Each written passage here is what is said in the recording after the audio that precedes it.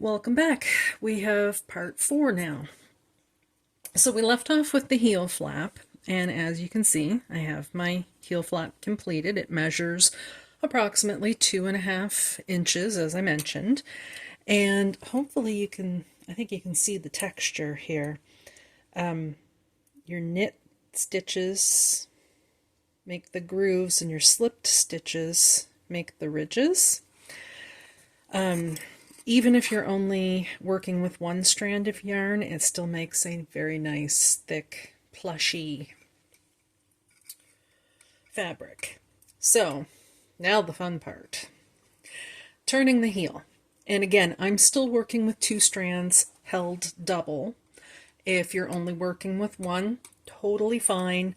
Just keep in mind that my setup looks a little bit busier because there's 2 strands of yarn in each stitch. So now that we have our heel flap, we are going to start turning the heel.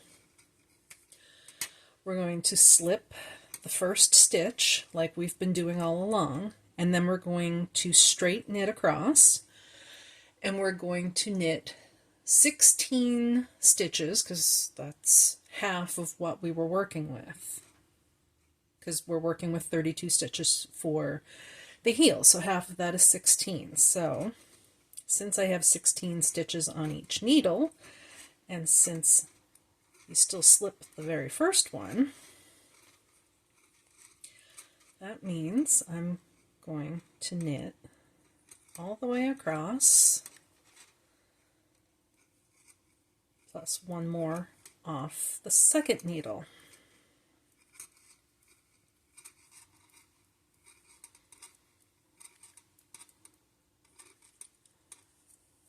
Okay, so there's one needle complete, so 15 plus our slipped, and there's 16. That takes us just past our center point.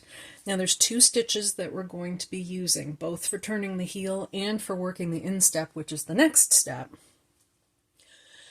And they create stitches that lean one of 2 different directions. So what we're going to be using for turning the heel is we're going to be using a slip, slip, knit, which creates a stitch that leans towards the left. And on the back side, when we come back, because we'll still be purling, we'll be purling 2 together, which from the outside of the sock will make a stitch that leans towards the right. So I've knit my 16, and I've dropped my needle. So now I'm going to slip, slip, and then I'm going to come back through the front of both of those stitches and knit the 2 of them together. And now you can see, hopefully, you see right there, I have a stitch that leans, well, I'm standing backwards to the camera. To me, from my viewpoint, the stitch leans towards my left. So we're going to slip, slip, knit, and then we're going to knit one more. Then we're going to turn it around to the back side, just like we did with the heel flap. We're going to slip our first stitch, and then we're going to purl. And because I like math and I like numbers, we started with 16 stitches. So I'm going to go with something that will divide evenly into that 16. So I'm going to come back 4. So I slipped 1 stitch, so I'm going to purl. 1, 2,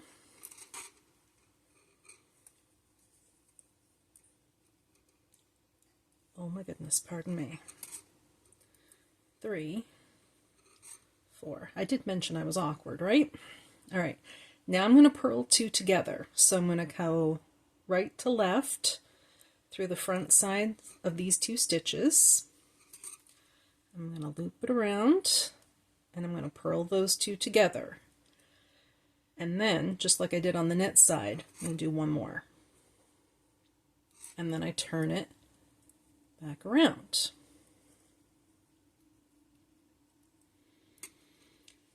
So now I'm back to my knit side. So I'm going to slip my first stitch. I'm going to knit across. And there you can see my purl stitch is leaning towards my right. So now I'm going to knit across.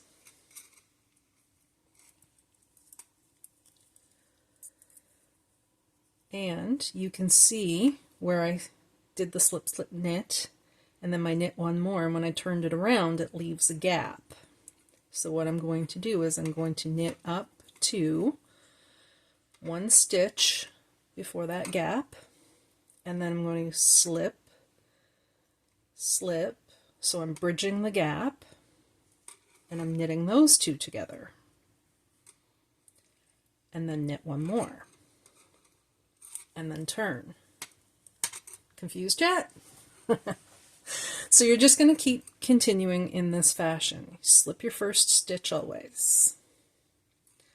Oops, get both strands. Now I'm going to purl back across, and just like on my knit side, the place where I purled the two stitches together,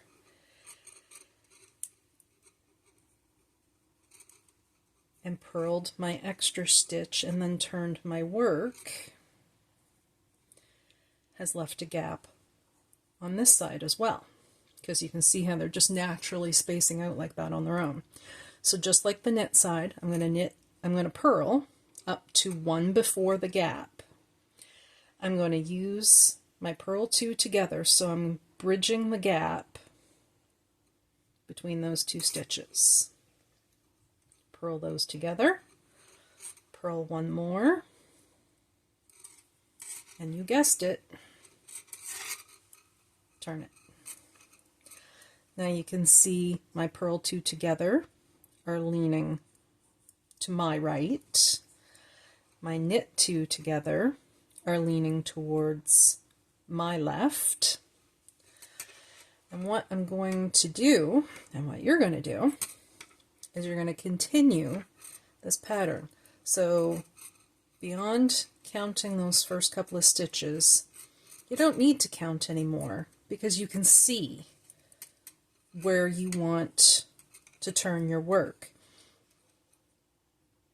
When you bridge your gap, you do your extra stitch and you turn your work around to the opposite side, it's naturally creating a gap. That's not me spacing it out. That's how it's working out on its own. There's a visible gap. So you don't have to count stitches. You don't have to remember where you were. You just have to look for that gap. And what you're doing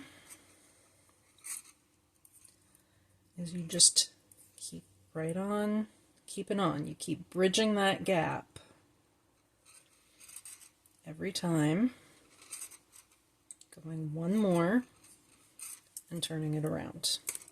And you can see it starting to form on the inside here. You can see the difference in the stitches. From the outside, you can see it as well, although it's more subtle because of just the way the stitches look from this side. Very obvious on the inside. And you're just going to continue that way until you have gone all the way across both needles.